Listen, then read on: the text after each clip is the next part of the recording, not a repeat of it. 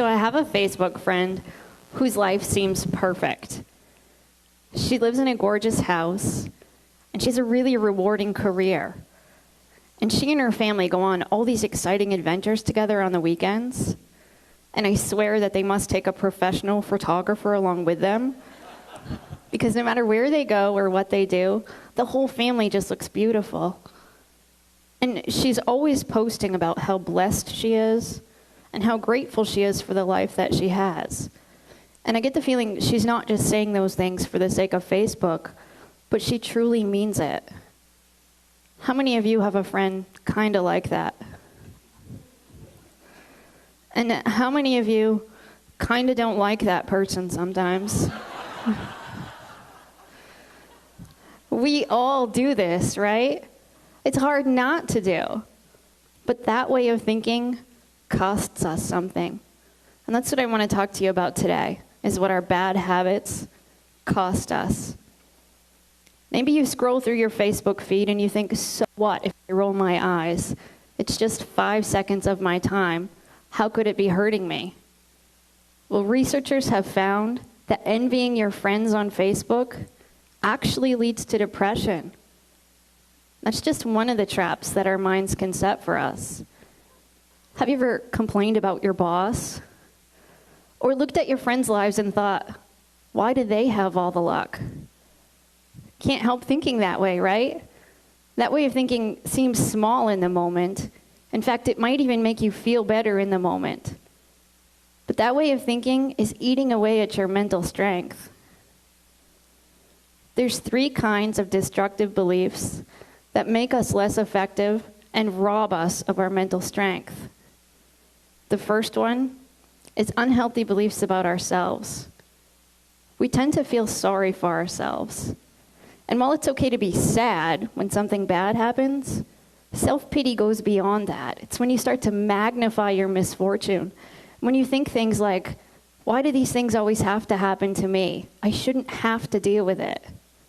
That way of thinking keeps you stuck, keeps you focused on the problem, keeps you from finding a solution. And even when you can't create a solution, you can always take steps to make your life or somebody else's life better. But you can't do that when you're busy hosting your own pity party. The second type of destructive belief that holds us back is unhealthy beliefs about others. We think that other people can control us, and we give away our power. But as adults who live in a free country, there's very few things in life that you have to do. So when you say, I have to work late, you give away your power. Yeah, maybe there'll be consequences if you don't work late, but it's still a choice. Or when you say, my mother-in-law drives me crazy, you give away your power. Maybe she's not the nicest person on earth, but it's up to you how you respond to her because you're in control. The third type of unhealthy belief that holds us back is unhealthy beliefs about the world.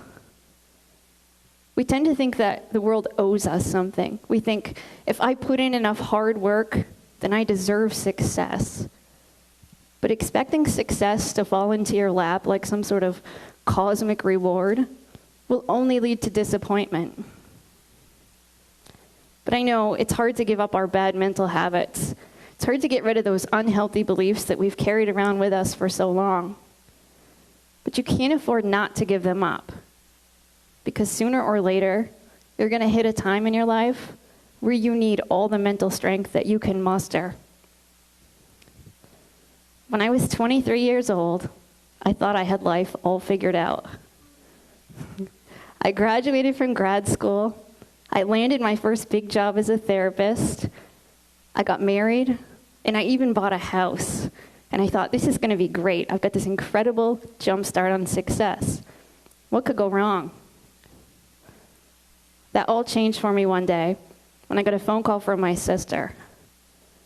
She said that our mother was found unresponsive, and she'd been taken to the hospital. My husband Lincoln and I jumped in the car and rushed to the hospital. We couldn't imagine what could be wrong. My mother was only 51. She didn't have any history of any kind of health problems. When we got to the hospital, doctors explained she'd had a brain aneurysm. And within 24 hours, my mother, who used to wake up in the morning saying, "It's a great day to be alive," passed away. That news was devastating to me. My mother and I had been very close. As a therapist, I knew on an intellectual level how to go through grief. But knowing it and doing it can be two very different things. It took a long time before I felt like I was really healing. And then on the 3-year anniversary of my mother's death, some friends called and invited Lincoln and me to a basketball game. Coincidentally, it was being played at the same auditorium where I'd last seen my mother on the night before she passed away. I hadn't been back there since. I wasn't even sure I wanted to go back. But Lincoln and I talked about it, and ultimately we said, maybe that'll be a good way to honor her memory. So we went to the game, and we actually had a really good time with our friends. On the drive home that night, we talked about how great it was to finally be able to go back to that place and remember my mother with a smile, rather than all those feelings of sadness. But shortly after we got home that night, Lincoln said he didn't feel well. A few minutes later, he collapsed. I had to call for an ambulance. His family met me at the emergency room. We waited for what seemed like forever, till finally a doctor came out. But rather than taking us out back to see Lincoln, he took us back to a private room and sat us down and explained to us that Lincoln, who was the most adventurous person I'd ever met, was gone. We didn't know at the time, but he'd had a heart attack. He was only 26. He didn't have any history of heart problems. So now I found myself a 26-year-old widow, and I didn't have my mom. I thought, how am I going to get through this? And to describe that as a painful period in my life feels like an understatement. And it was during that time that I realized when you're really going through tough times, good habits aren't enough. It only takes 1 or 2 small habits to really hold you back. I worked as hard as I could, not just to create good habits in my life, but to get rid of those small habits, no matter how small they might seem. Throughout it all, I held out hope that someday life could get better. And eventually it did. A few years down the road, I met Steve, and we fell in love, and I got remarried. We sold the house that Lincoln and I had lived in, and we bought a new house in a new area, and I got a new job. But almost as quickly as I breathed my sigh of relief over that fresh start that I had, we got the news that Steve's dad had terminal cancer. And I started to think, why do these things always have to keep happening? Why do I have to keep losing all my loved ones? This isn't fair. But if I'd learned anything, it was that that way of thinking would hold me back. I knew I was going to need as much mental strength as I could muster to get through one more loss. So I sat down and I wrote a list of all the things mentally strong people don't do. And I read over that list. It was a reminder of all of those bad habits that I've done at one time or another that would keep me stuck. And I kept reading that list over and over, and I really needed it, because within a few weeks of writing it, Steve's dad passed away. My journey taught me that the secret to being mentally strong is that you have to give up your bad mental habits. Mental strength is a lot like physical strength. If you wanted to be physically strong, you'd need to go to the gym and lift weights. But if you really wanted to see results, you'd also have to give up eating junk food. Mental strength is the same. If you want to be mentally strong, you need good habits like practicing gratitude.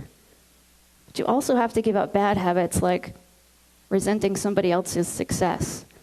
No matter how often that happens, it'll hold you back. So, how do you train your brain to think differently? How do you give up those bad mental habits that you've carried around with you?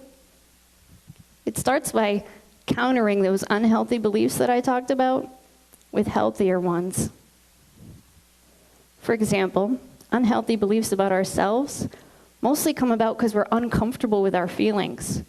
Feeling sad or hurt or angry or scared, those things are all uncomfortable. So we go to great lengths to avoid that discomfort. We try to escape it by doing things like hosting a pity party. And although that's a temporary distraction, it just prolongs the pain. The only way to get through uncomfortable emotions, the only way to deal with them is that you have to go through them, to let yourself feel sad and then move on, and to gain confidence in your ability to deal with that discomfort. Unhealthy beliefs about others come about because we compare ourselves to other people. We think that they're either above us or below us, or we think that they can control how we feel or that we can control how they behave, or we blame them for holding us back. But really, it's our own choices that do that. You have to accept that you're your own person and other people are separate from you. The only person you should compare yourself to is the person that you were yesterday. And unhealthy beliefs about the world come about because deep down, we want the world to be fair. We want to think that if we put in enough good deeds, enough good things will happen to us. Or if we tough it out through enough bad times, we'll get some sort of reward. But ultimately, you have to accept that life isn't fair. And that can be liberating. It means you won't necessarily be rewarded for your goodness, but it also means no matter how much you've suffered, you're not doomed to keep suffering.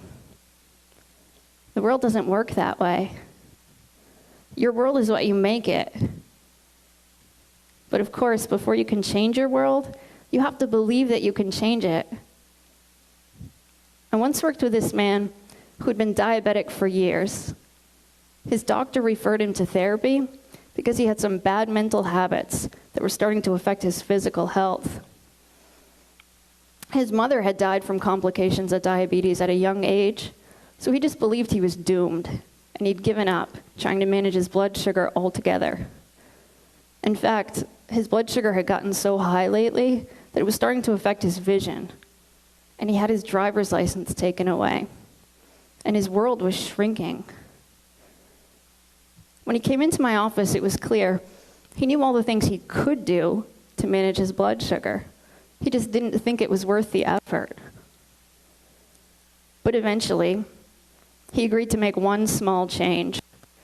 He said, I'll give up my 2-liter-a-day Pepsi habit, and I'll trade it in for Diet Pepsi. And he couldn't believe how quickly his numbers started to improve. And even though he came in every week to remind me how horrible Diet Pepsi tasted, he stuck with it. And once he started to see a little bit of improvement, he said, well, maybe I could look at some of my other habits. And he said I could trade in my nightly bowl of ice cream for a snack with a little less sugar. And then one day he was at a thrift store with some friends, and he found this beat-up old exercise bike. He bought it for a couple of bucks, and he brought it home and he parked it in front of his TV. And he started to pedal while he'd watch some of his favorite shows every night. And not only did he lose weight, but one day he noticed he could see the TV just a little bit more clearly than he had before. And suddenly it occurred to him, maybe the damage done to his eyesight wasn't permanent.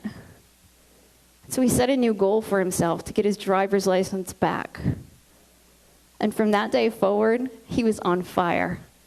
By the end of our time together, he was coming in every week saying, okay, what are we going to do this week? Because he finally believed that he could change his world and that he had the mental strength to change it and that he could give up his bad mental habits. And it all started with just one small step. So I invite you to consider what bad mental habits are holding you back. What unhealthy beliefs are keeping you from being as mentally strong as you could be? And what's one small step that you could take today, right here, right now? Thank you.